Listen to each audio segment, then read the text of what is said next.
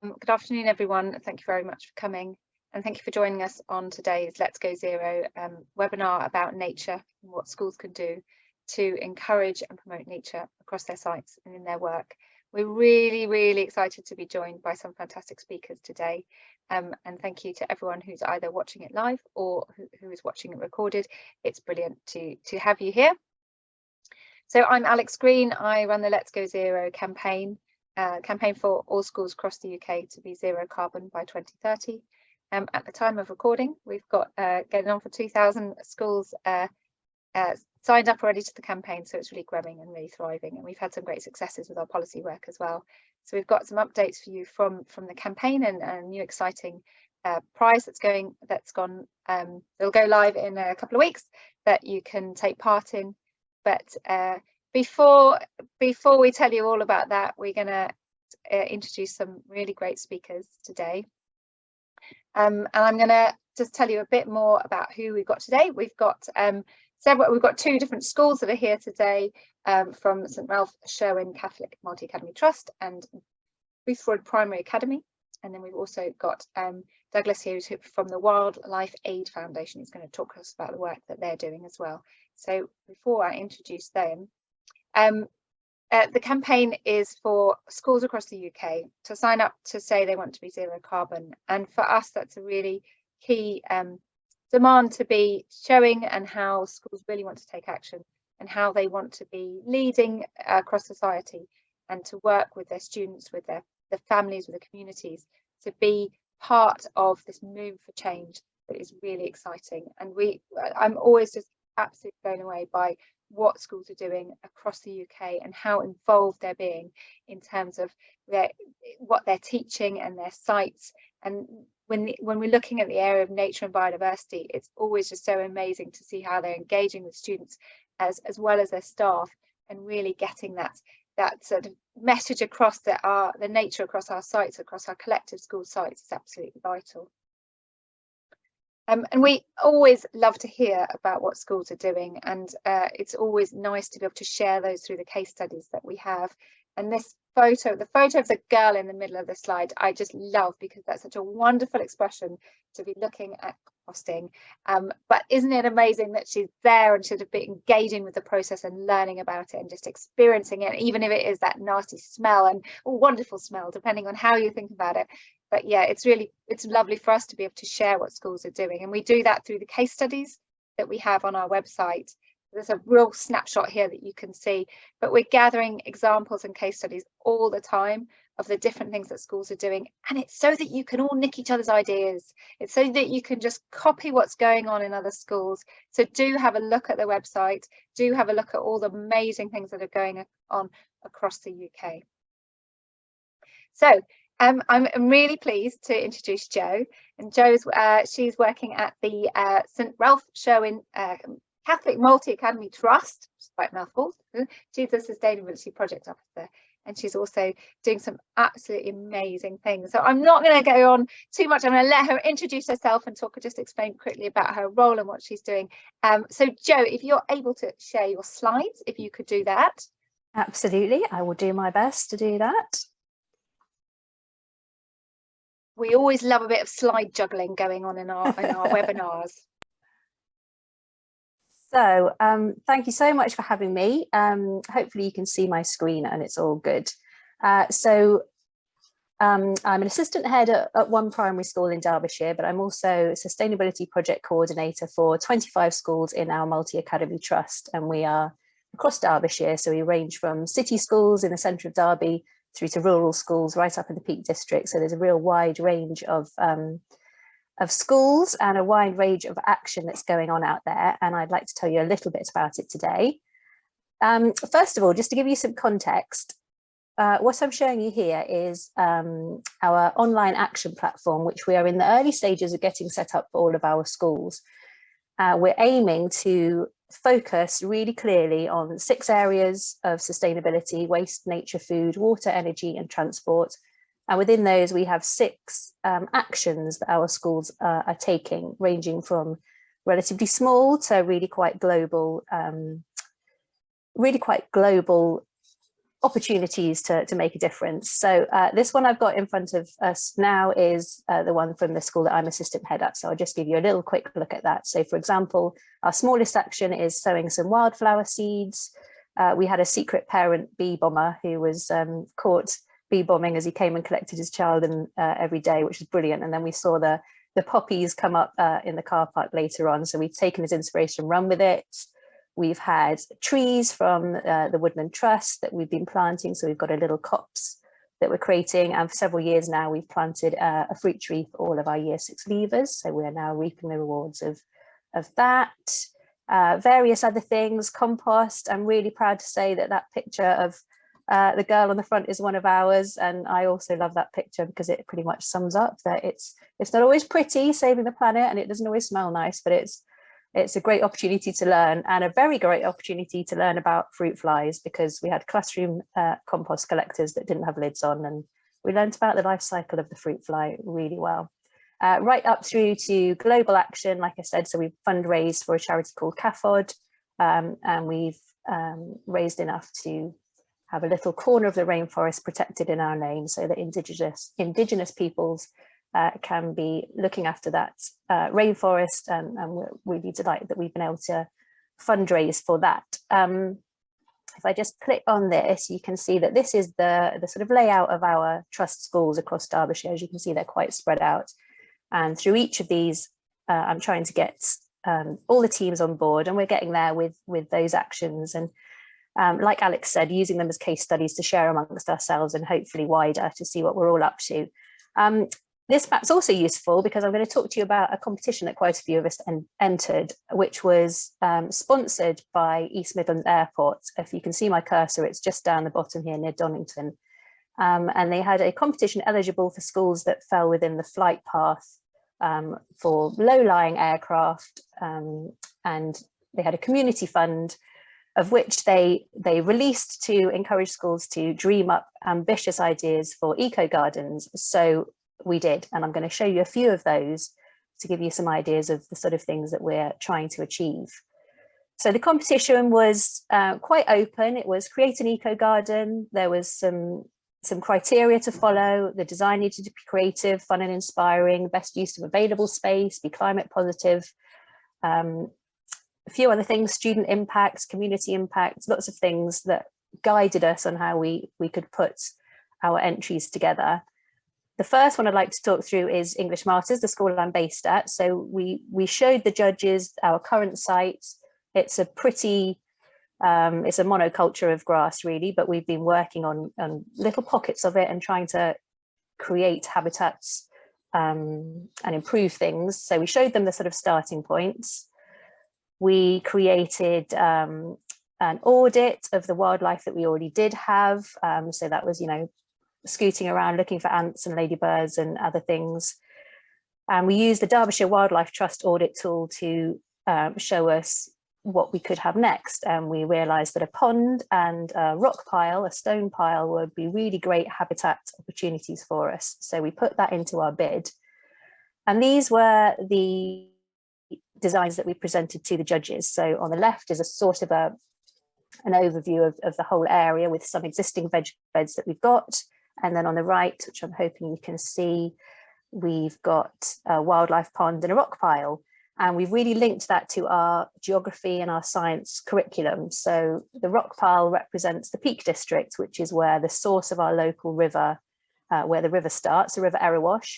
And the pond represents what our land would be like if it was rewilded. We're on an area of washland that's now been concreted over and is a industrial town, but it would have been washlands with reed beds and habitats had we not impacted it in the way we had. So we're trying to recreate that. So when we do our lessons about the water cycle, we'll be able to take the children out to see how how rivers and lakes are formed and talk about condensation and evaporation and all of these things. The rock pile is going to help us talk about the rock cycle. So how did the Peak District get formed? So there's a real educational impact in there for us, and hopefully a legacy that will remain for some time. And we were delighted that it was successful in the bid. So we were awarded a significant sum of money from the airport to get our garden underway. We're absolutely delighted. We've got a landscape booked now. The Earth Guardians, our eco team, have been off to a local stone quarry to pick out the relevant sort of sandstone to recreate the Peak District, and we're really excited about the habitats that's going to allow us to have. Yeah, just super excited. I wish I had more pictures. I wish we were in the future and I could show you pictures of it already created, but we're at early stages of that, as are all of the schools. So the second one I'd like to talk to you about is St Thomas's. They had, again, quite similar, a bit of a waste ground, an area at the front of the school that wasn't really being utilised at all, quite an unusual space at the top of a hill. That they wanted to put this proposal into the competition to regenerate.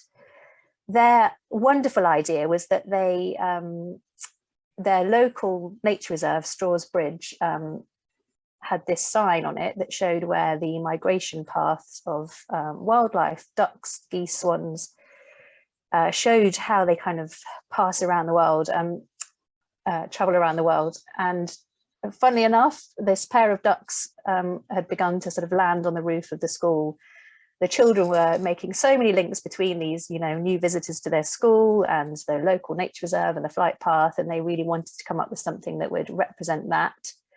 So their design was called the flight path, and it's got little ponds and little veg pots, but these beautiful arrows, veg plots, beautiful arrows that link between them, sort of representing those migration paths of birds. And they were particularly impressed, the judges, that the team there had decided to sort of take this really bare, uninspiring, fairly useless bit of their school ground and turn it into something wonderful.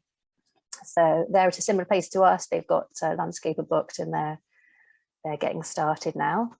We've then also got St Edward's. St Edward's was an amazing entry because it was so clearly pupil led in the kind of way that it was talked about. So the children declared this area the dead zone, and they were very, very honest about the dead zone, and nobody looked after the dead zone. It was dead, and they just wanted it to be colourful. They wanted their classrooms to be able to look out on somewhere that was a little bit more inspiring. So on this right hand picture, you can see this triangle dead zone with a little square planted next to it, and then this big slope of ground. The children described games that they play on this big slope of ground, but that was all it was really useful for. And they spent days kind of coming up with different designs, and the children were sketching the designs and looking at the problems and the challenges. For example, there was a drain that was discovered underneath the dead zone that they wouldn't be able to dig out, so they couldn't have this sort of subterranean den that they wanted. They had to rethink their ideas.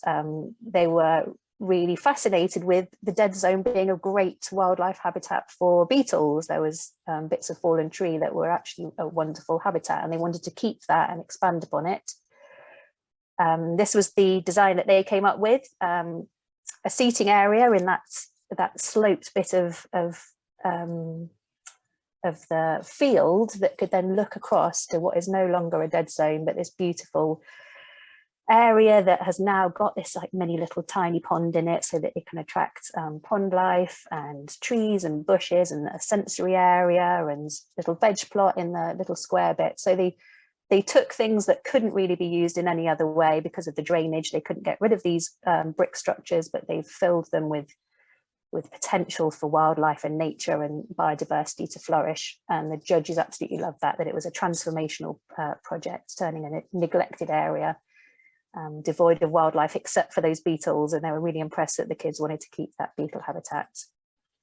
There were several others. We had a total of 8 schools who were successful, so we were just blown away by how brilliant that was for us as a school community. So we've got St George's, who were really, really, really cross that a local nature reserve was being filled in a pond. So they basically sort of wanted to Photoshop that pond into their school grounds. So they're really ambitious about what they wanted to do there. We've got a secondary school who wants to link their garden with their mission statement. So yeah, lots of really wonderful ideas. And this one, I want to let the children do the talking for a bit, because this is a really wonderful video that was part of Holy Rosary's submission. So if I've still got time, Alex is not frowning too much, so I'll play this one and you can enjoy the children talking for a bit. We are the Holy Rosary Earth Friends! And we want to talk to you about today the Lost Gardens of Holy Rosary.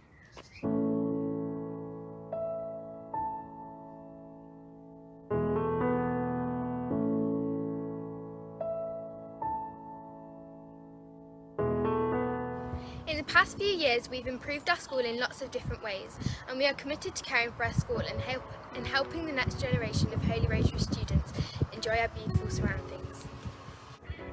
One area of our school has been neglected right behind this fence. The Lost Garden of Holy Rosary.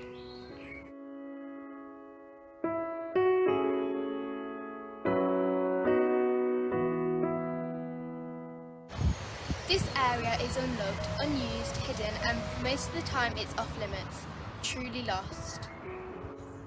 We want to revive this area and make a magical garden that all of the children here can enjoy. One that welcomes wildlife, has an impact on our community and enhances the well-being and mental health of all who enter this magical garden.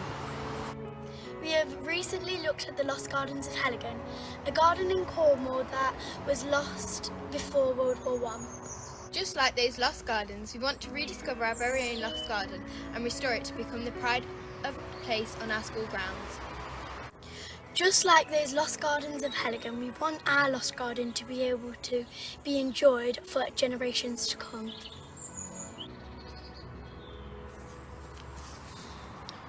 We are proposing the old pond to be relined, refilled and repopulated and given an open posted fence. We will replace this gate with a secure but enchanting wooden archway.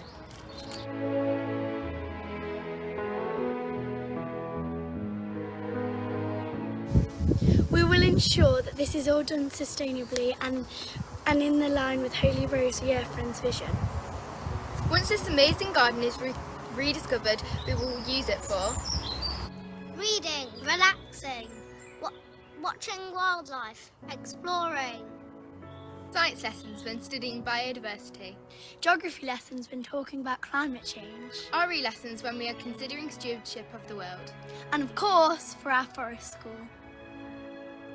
We hope that you consider everything we've talked about today and help us to find the Lost Gardens of Holy Rosary!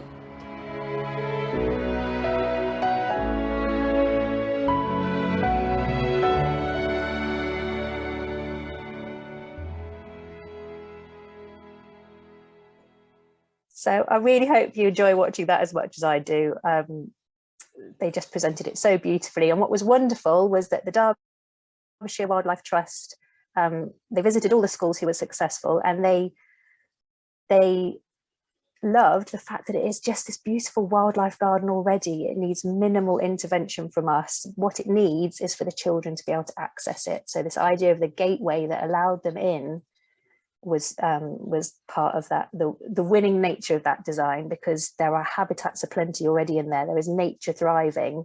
You could hear the traffic and the local noise around it, but it was this little oasis of wildlife with flies and bees and tweeting going on. So it just needs to be seen and loved by the children so that they can relish that nature that they've got hidden behind this gate.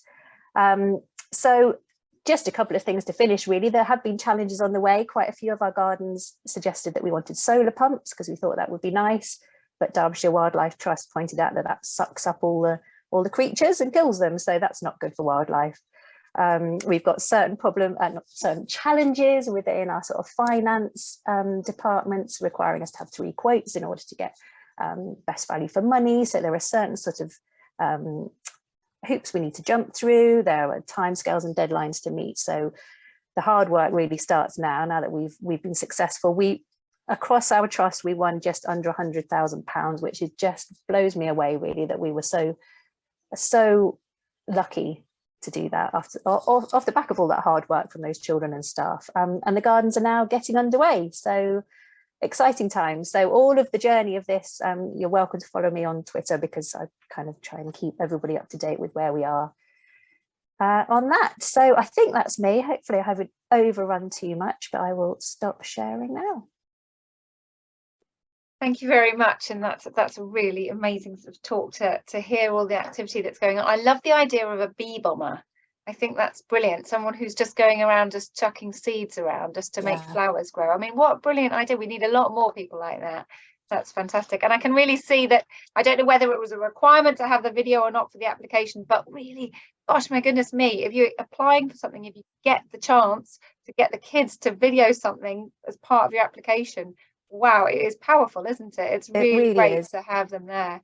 So if anyone has any questions for our speakers today, you just put them in the chat. I do have a few questions for you already. The first one is, how did you find out about those funding opportunities? Is there a sort of a way that do you just look them up, or is there a mechanism that you would recommend that other people can look at? So at the moment, it's doing stuff like this, watching webinars, taking part in webinars, meeting the other hosts.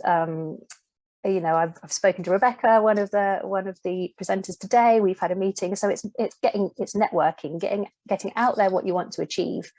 We've also tried to be more systematic. Our local university, Nottingham Trent University, do live student projects. So their finance master's students have recently completed a project where they've assessed all of the potential sustainability funding opportunities in our region and ranked them according to ease of application, time scales, and that was all completely free. And it's this amazing piece of research that we now have. So I'd recommend contacting your local university to get them to do some of the legwork. But yeah, just getting yourself out there, finding out what other people are up to. Perfect. And then the second question is, what's your advice on engaging with parents? So what's the best bit of advice about how you get that messaging about nature and biodiversity out beyond the school gates and into homes to parents?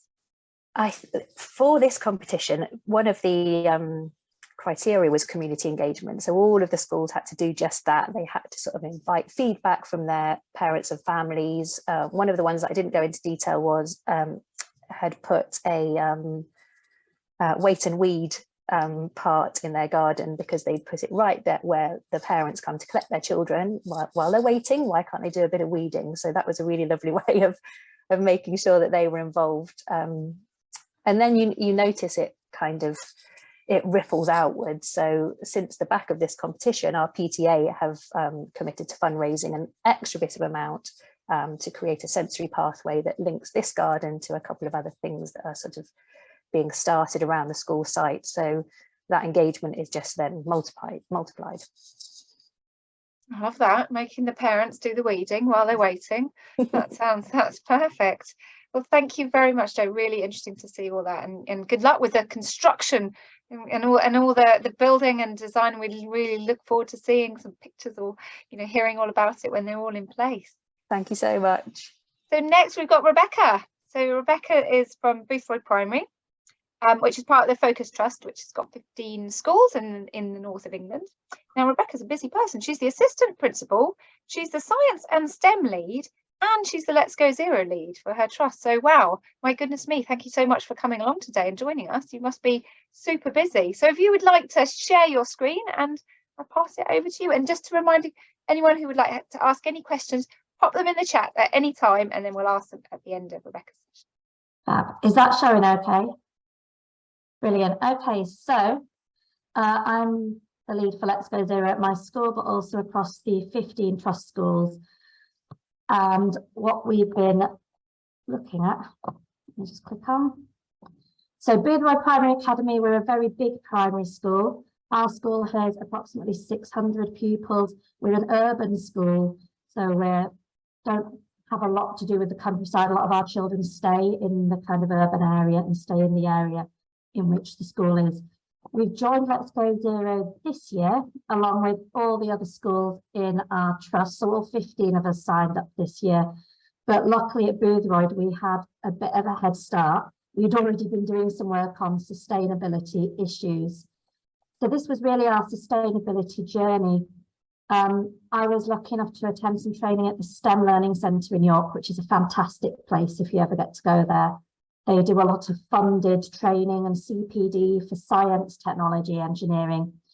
And as on the back of that, I ended up putting in an application for an action plan to receive some funding. And my school made it all the way through to the finals of the Rolls-Royce Science Prize. Now, our project was very sustainably themed because I'd asked the children what they wanted to learn about and what they were wanting to do.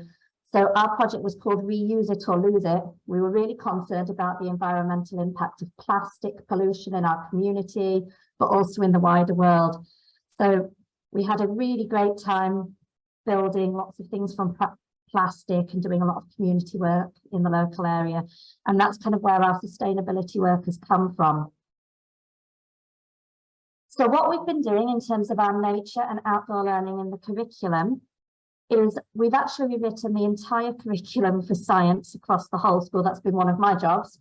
And it includes some bespoke STEM units that you wouldn't normally see in your science curriculum. So for example, we have a unit on saving our seas. We have a unit on super sustainability, focusing on plastic waste in our community and strategies to tackle and improve our local environment. How we've kind of fed nature through is, this is kind of a snapshot of some of the planning here. We have a school context beginning of every single unit for every single year group. And in that, we've considered what is our local habitat, what's around us, how are we going to use the environment around us.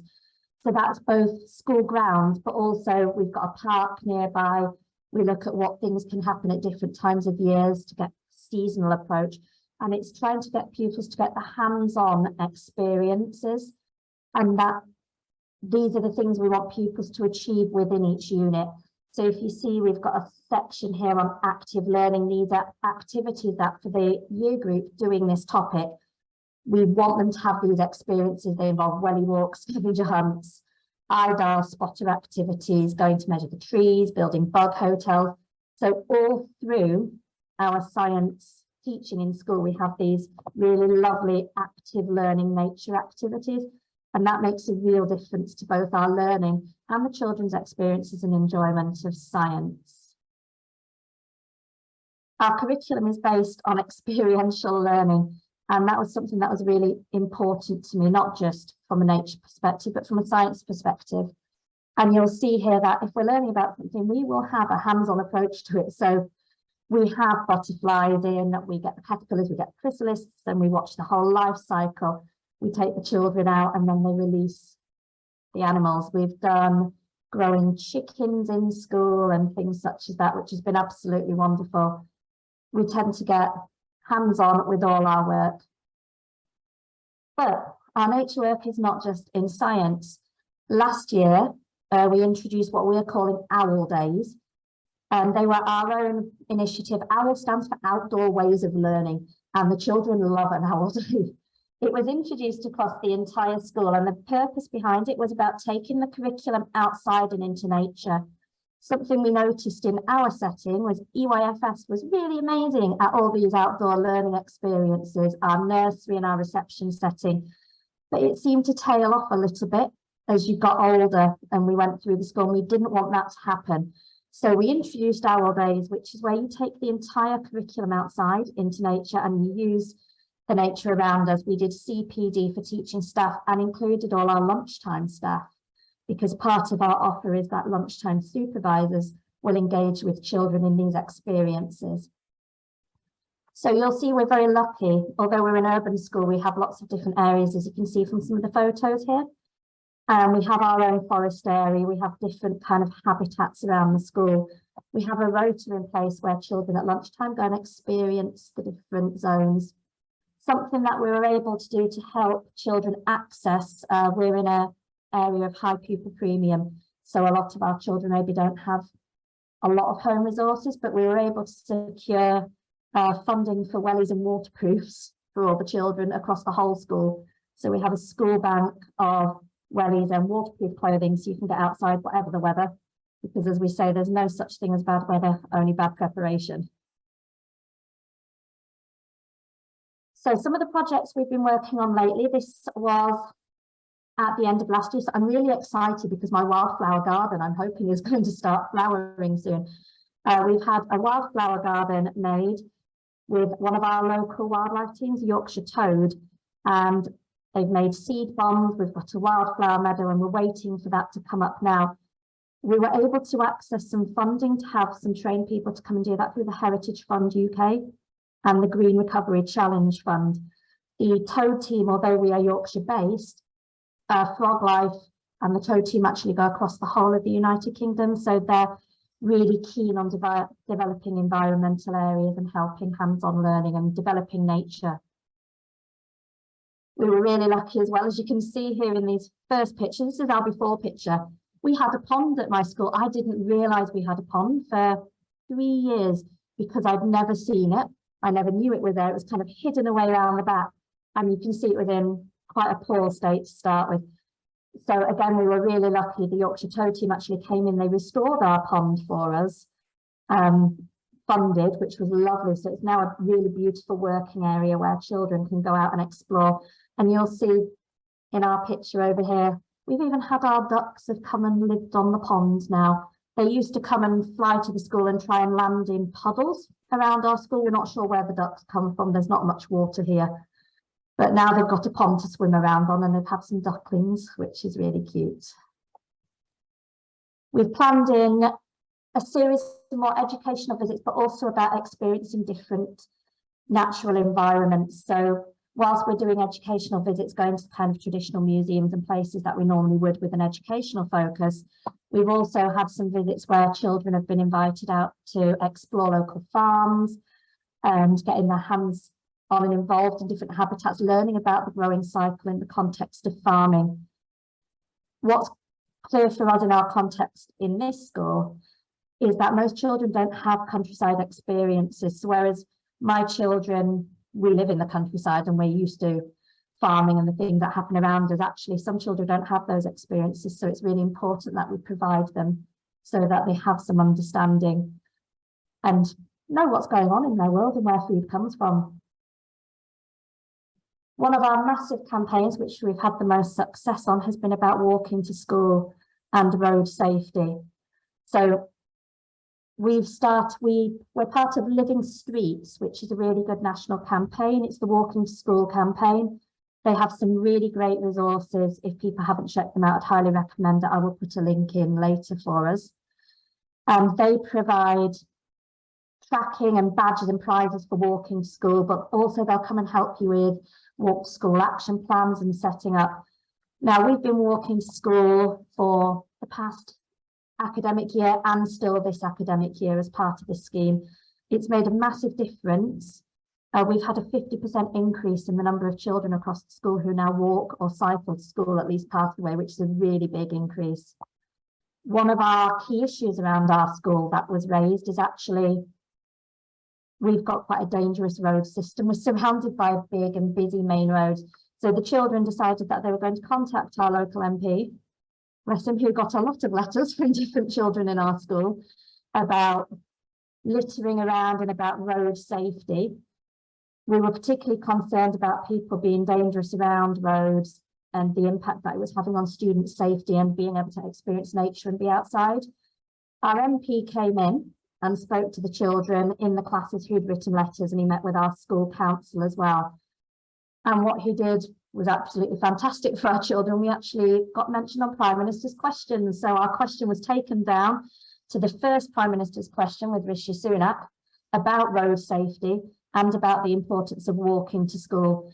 And since we've raised awareness, we've had Kirklees Council come out and they've been doing a lot more to help us with road safety and making our environment around the school a safer place for us, which is fantastic. And you can see in these pictures at this side here, he was back just last week for us, having a look at how our Walk to School campaign was going. We were able to work with one of the other local schools on that. The Living Streets Walking to School campaign is great because they provide things such as nature bingo for you to spot, but there's seasonal ones at different times of year. So there's activities for families to do.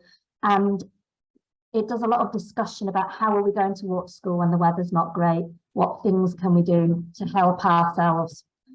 We've got pupil leaders who lead this. So I have a group of community leaders, you can see them here, and that's within my school. And then we also have a pupil parliament in our school. And then now across our whole trust, our pupil parliament are looking at the same thing. So we're looking to take that impact from our school, move it out wider and across all of the 15 trust schools. So we're looking at ways as a trust we can be more sustainable. We've got some really exciting plans coming up next. Obviously, developing as a trust is fantastic for us because it's great to get all 15 schools involved.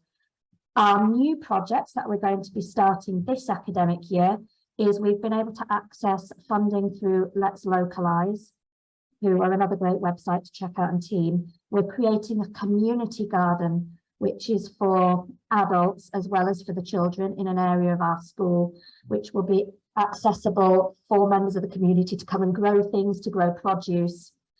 We already have a food bank and a baby bank running weekly in our school. So we're hoping that some of the food that's grown within this community garden will be able to go to the food bank as well as for people who come in and use the garden. We're developing a campaign on food waste. This is one of our priorities for the year, looking at school dinners, looking at packed lunches and how we can improve our food waste. We're continuing our campaign on road safety. Probably the one that I think will be the most challenging is looking at a carbon reduction school plan as part of the green policy, as in what are we actually going to do to reduce our carbon footprint. We're quite lucky in my school, we already have solar panels, we already do a lot of recycling, we already have some eco-friendly things in place. So it's looking how to develop that further. And we're looking also at the Kirklees Green Pathways Community Project. Green Pathways project, this one's for Kirklees, but I know they've run across Lincolnshire, they've run across Derbyshire, they've got them across different areas of the country. They're funded projects for schools, both primary schools, secondary schools, colleges, nursery settings. And the aim of them is to develop nature and improve the local environment, but within a community context. So our project, which we're just pitching for at the minute for funding from the Children in Need funding budget as part of this, is going to be to develop sensory pathways in the park, wildflower gardens, whatever the children design. So they'll design their own project, a little like the ones that Joe showed us, and then they get to make them in the local parks, which is going to be really lovely. And then we'll launch them to parents and get the community in to see. So that's kind of where we are and where we're going. I feel like I've talked to everybody really fast. Does anyone have any questions? Thank you so much. That is so good to hear about all the activity and sort of real mixture of different activity. I love the stuff about where they're writing to their MP and speaking to their MP. One of the things we're always talking to schools about is about being demanding, asking for better. If you don't think that things are as they should be, then writing to MPs or students being allowed to ask their teachers for better, for more sustainable, and talking to people, you know, as long as they do it nicely and politely, about just being demanding of more things. So it's really lovely to hear, and it works. They put them in Parliament, Prime Minister's questions. So fantastic. That's really great to hear. Yeah, they've done writing to as does our big local supermarkets. The children have written across there as well and asked them to reduce the waste packaging that they're putting on products, because when we've done our community litter picks, a lot of the waste we found is from Asda. So the children have taken it back to them. This is how much we found. What are you going to do about it? That's great. Well, let us know how that progresses. So a couple of an organisation you mentioned, Living Streets, fantastic. We'll pop the link in, and the link will be below the video if you're watching this on the video. The other organisation that can also, I definitely think, Rebecca, you should get in touch with, is Mode Shift Stars, who do an award scheme recognising schools that are doing brilliant stuff for travel. So it sounds like you guys would be really suitable for them as well. So we'll pop that in the link below the video as well. So we've got a question here about the OWL days that are brilliant. Did you have to do specific training or CPD with any of your staff ahead of those? And if you did, who did it, and how did you do that? Yeah, so I delivered training to staff initially, and I just set out different activities and ways that the outside could be used throughout the curriculum. I have a few really good books, which is great. So initially I did training, but then we were able to go through a company called Learning Through Landscapes, who some people might have heard of. We were able to secure a grant through them for some further training, and they also, as part of the grant, you get resources to do things with. So they're a really great point of contact if people are looking to take their learning outside. It wasn't as hard as you would think to do it. We decided we're going to go all in as a school. I think the hardest thing was probably when the weather wasn't so great. So we did start in summer. That's my top tip. Start in summer on the nice days.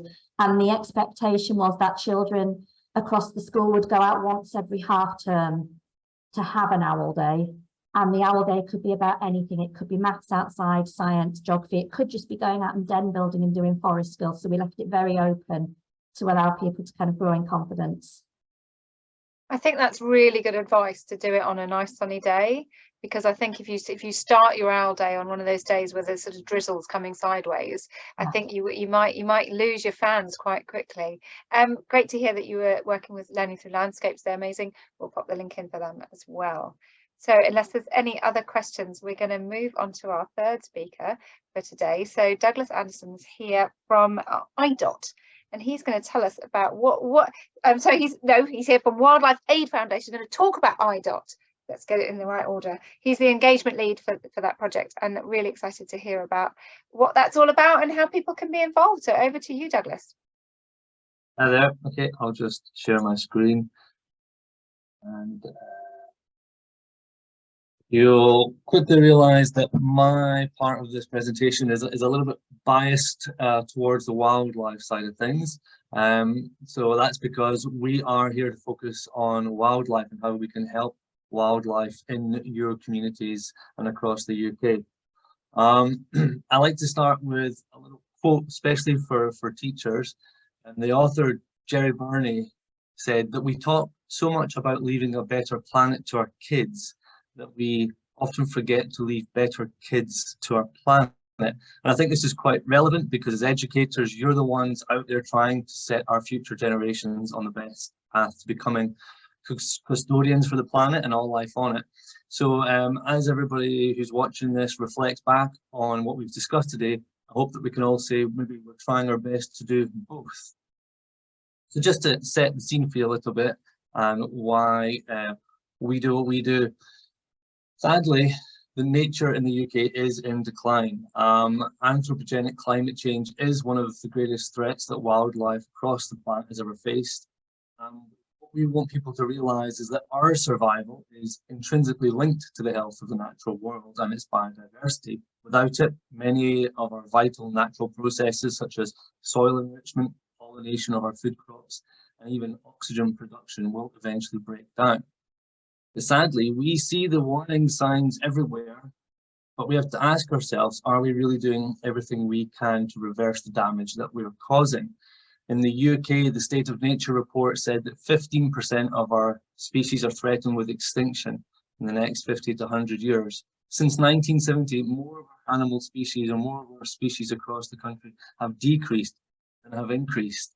And to give you a few extra numbers, it is being suggested that around about 30% of all British bird species are now classed as endangered. That's double how many there were 20 years ago.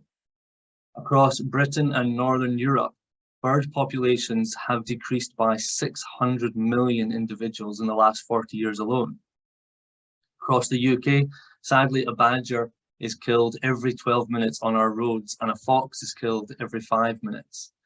And I see evidence of this in all the school talks and visits that I do when I ask the children in assemblies, have you ever seen a badger or a fox or a deer? And their hands go up and I say, yeah, when did you see one? I say, oh, we drove past one on the way to school, or we saw one at the weekend dead at the side of the road, which is the stark realization as to the real kind of education and experience that we're providing for our children. 98%, sadly, is the amount of hedgehogs across the UK that have disappeared last 70 years. We are now less than 1 million hedgehogs left in this country. And around the world, 1 million species are threatened with extinction in the next 50 to 100 years. So to turn us around a little bit, this kind of idea, this reasoning is why we founded the Wildlife Aid Foundation back in 1980. So the charity was set up with one sole purpose: to protect all British wildlife. And from our tiny little wildlife hospital in Leatherhead in Surrey, that's what we've spent the last 40 odd years doing. And we've been doing this through three main processes, really.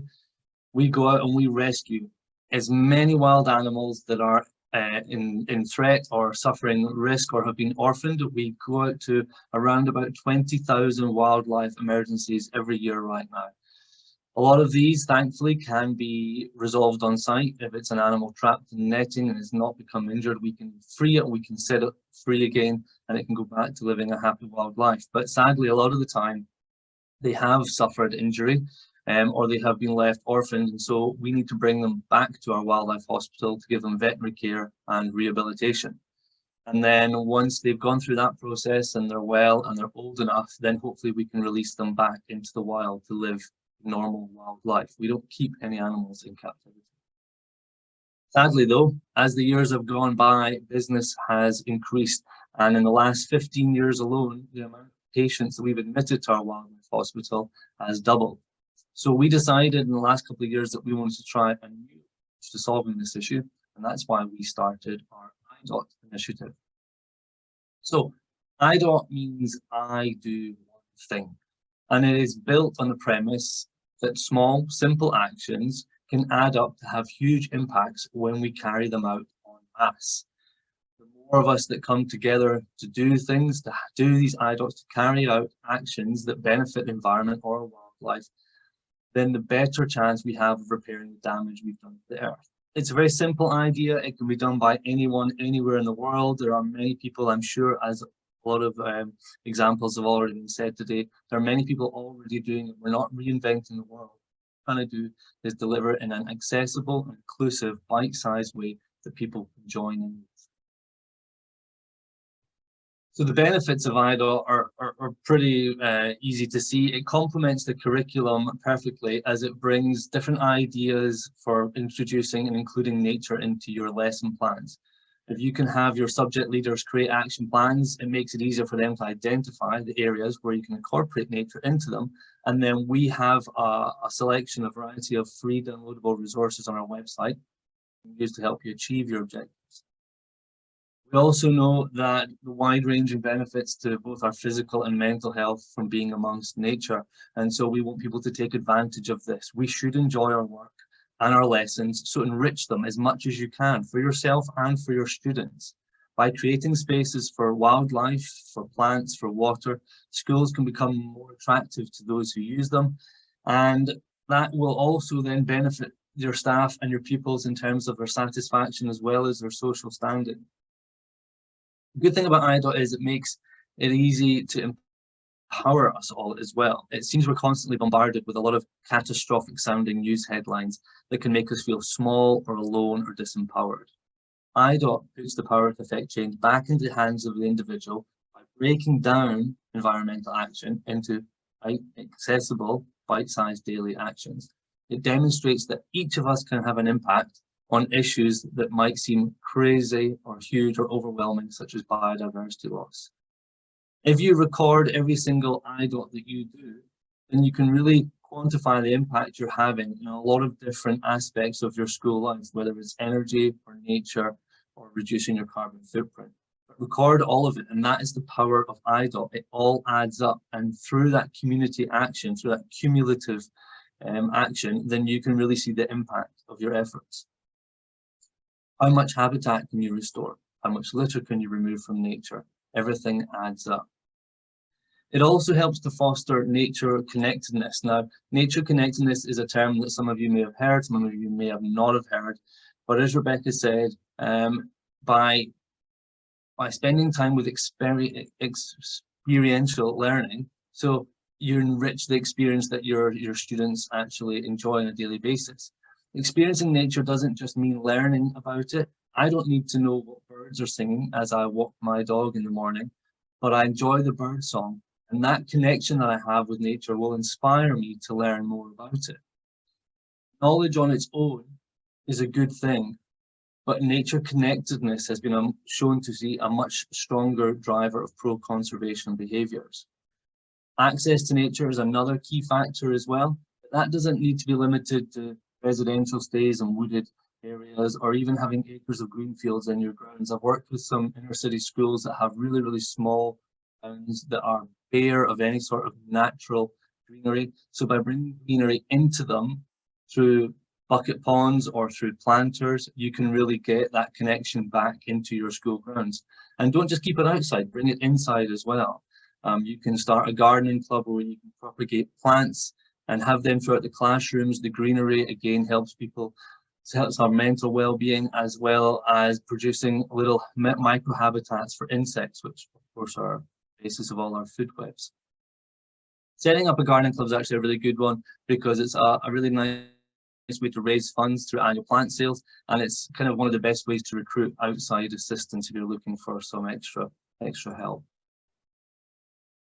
On our website, we've got a range of curriculum map resources which you can download for free, and these are designed not to give you more work but to help you by complementing some of the teaching that you're trying to deliver. They can help to answer basic questions such as where do we begin, how can I involve and engage my students further, and how can I keep that momentum going, how can I retain their focus.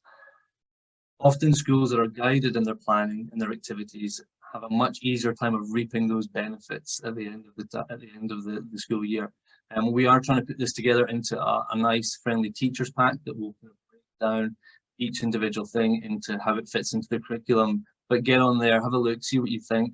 You can download them all for free, and there's even some editable templates and certificates that you can use to reward your students as well. iDot's also really good because it goes hand in hand with the Eco Schools program. So instead of just aspiring towards your green flag and seeing that as the end victory, see every single accomplishment on your journey to that green flag as a victory in itself. Celebrate the small wins because it's the small things that get us through the day. We also have these nice little iDot champion badges, which you can request from us. We can send them out to you. We like to allocate them to what we call iDot champions. So you might have an eco committee or an eco team that helps to guide and plan your journey through your eco school program. We would like the iDot champion to be that student that's really, really driven, who helps to motivate their peers, who makes sure that every day something positive has been carried out to help wildlife and the environment. So track your accomplishments. Like I say, every single iDot counts. Which class or which year can come up with the best ideas? Which class or year can carry out the most iDots throughout a semester or a whole school year? Can your school grow year on year? Can you do more positive actions for the environment every single year? Should be able to. Some of the barriers, some of the classic barriers that we often come across are time. iDot is about starting small to create big impacts. It helps set you on the path for success. So most of your daily iDots shouldn't take much time at all. It should just get you into the rhythm of doing one thing a day. Some of the longer projects might take up more time, but plan them into your action plans and just work through them patiently. Funding is a classic one as well. There's a myth that environmental sustainability or going green is expensive, but there are many ways in which iDots can actually bring in new funds. So create a vegetable or a herb garden and sell them to the parents. Use them in your school lunch meals. You could look at things like paying for parking for the parents who come drop off, or even start a cycle repair shop to encourage people to cycle to school more. Most of the iDots are free, for instance, litter picking. Some can save you money, some do cost a little money, but then also being savvy is a good way to get around these. There is a lot of grants that will provide funding for certain things, even simple things like planting trees or putting up bird boxes. If you don't have the expertise, that can often be a big hurdle to get over, but ask around, ask for help, contact your local supermarkets, put up adverts, do a survey of your parents, put messages up on local message boards or advertise in local newspapers. You'll be surprised how many skilled people will come forward to help when you just ask.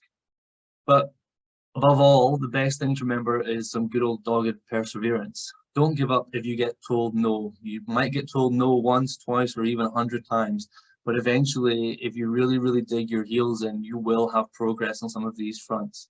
Should we just give up on trying to tackle the climate crisis if it seems like a tough job? No, of course not. We try new approaches, we innovate, and persevere. So the good thing to do is to keep your finger on the pulse, keep your foot on the gas, and eventually you will see that progress. So since we launched iDot back in 2021, we have seen over 800,000 iDots completed to date, and the number keeps going up. Like I say, count everything you do. There is merit in all of it. There is a victory there every single day to be celebrated. We do supply wall trackers you can put on your classroom walls, which will help you to count and keep score of all the things that your students are doing. And that helps them to see that they are having an effect. Sometimes what can seem like really small and insignificant actions, like picking up a piece of litter, can have much bigger knock-on effects. And some of the schools that we've worked with already have had really positive things to say. And we see them now going back and we see all the creativity that the students are bringing. We've set them on the path and they're really taking the idea and they're rolling with it. We're currently trying to work with Surrey County Council to create an accreditation award, which will help to translate some of the iDots into things like lowering the footprint. So hopefully we can get that rolled out sometime this year. But remember, everything that you do is a measurable impact, and that really helps your students to understand the impact that they're having. If you are saving water, how many swimming pools of water can you save in a year? How much litter can you pick up? A lot of the hazards that we see our wildlife suffering from are litter-based. Almost all of them are man-made, but it's incredible the impact that you can have on children when you show them just that one piece of litter can be the difference between life and death for an animal. So get them to understand they have a part to play. And if you've never heard the story about the boy and the starfish, you should Google that one after the session. It's quite a nice little impactful story to tell your classes. So please join the iDot movement. On our website, you can take the iDot pledge that says that your school or your class is going to complete whatever iDots this term, this semester, or this year. It's all about getting them to understand that those small daily actions can add up to have a big impact. And if you can foster that connection to nature, then you will find it easier to deliver the nature learning. We can also, if you're local to us, you can book a talk or a school grounds visit with us, and we can come out and we can have a look around to see if there's any areas that we can suggest for improvement to make your school more wildlife friendly. But the best thing is that you just want to get out there and start doing it today, okay?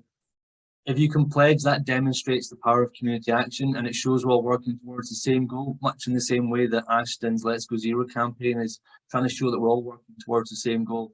But as long as you're doing it, as long as you're making a difference, that's the most important thing for us.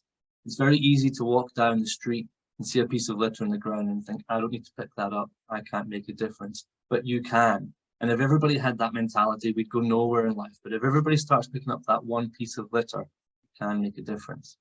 So I just want to run through a couple of quick examples, some of which I'm going to have to stop you, Douglas, I'm afraid, because we are nearly out of time. That's perfect then. Amazing stuff that you are up to. This is such a brilliant project. I'm confident you're going to be putting the link into the chat, and it will also be under the video.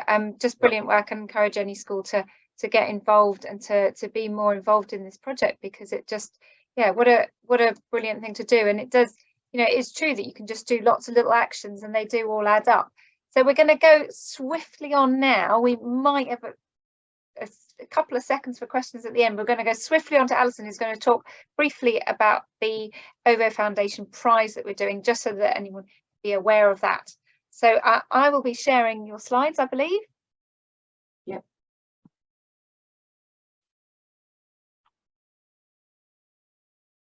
Okay, so this is the Let's Go Zero and OVO Foundation Nature Prize.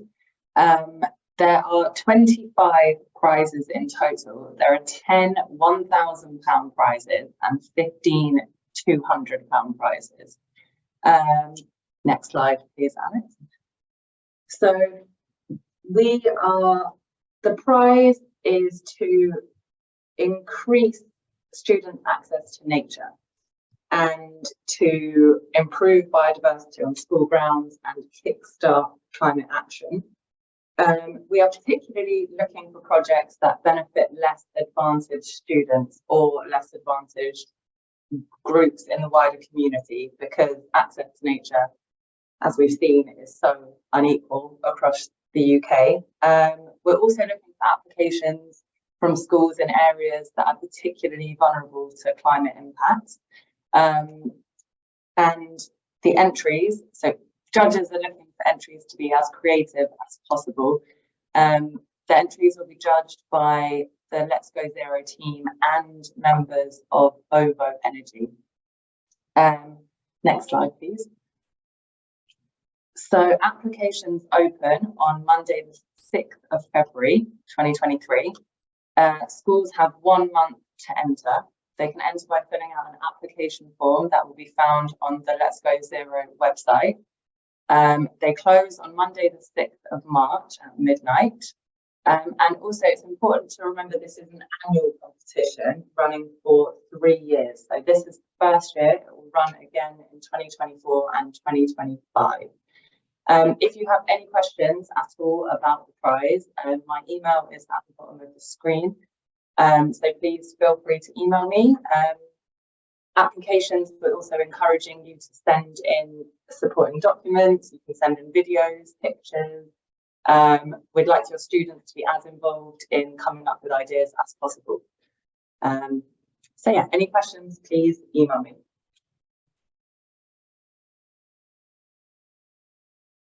Thank you very much, and I hope you'll all be filling in your application forms, and we are doing our very best to make the application form as quick and as simple as it possibly can, because we know everyone's busy. So do come up with wonderful ideas and fill them in and let us know about what you want to do. We'd love to help you with a little bit of funding to support your projects. So put the dates up for the next workshops. The next webinars are up there. We've got one on food, one on curriculum, and then one about green jobs and skills and about how careers can be supported across schools and the school network.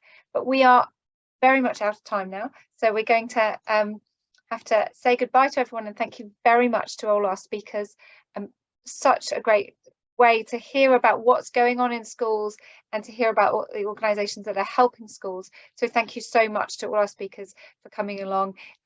Any links that are about anything, any of the projects we've talked about, or anything where there is a link, it'll be in the underneath the video on our website where we have our webinars page. So do go along and have a look at those. And really great to have so many of you here talking about it. And thank you very much.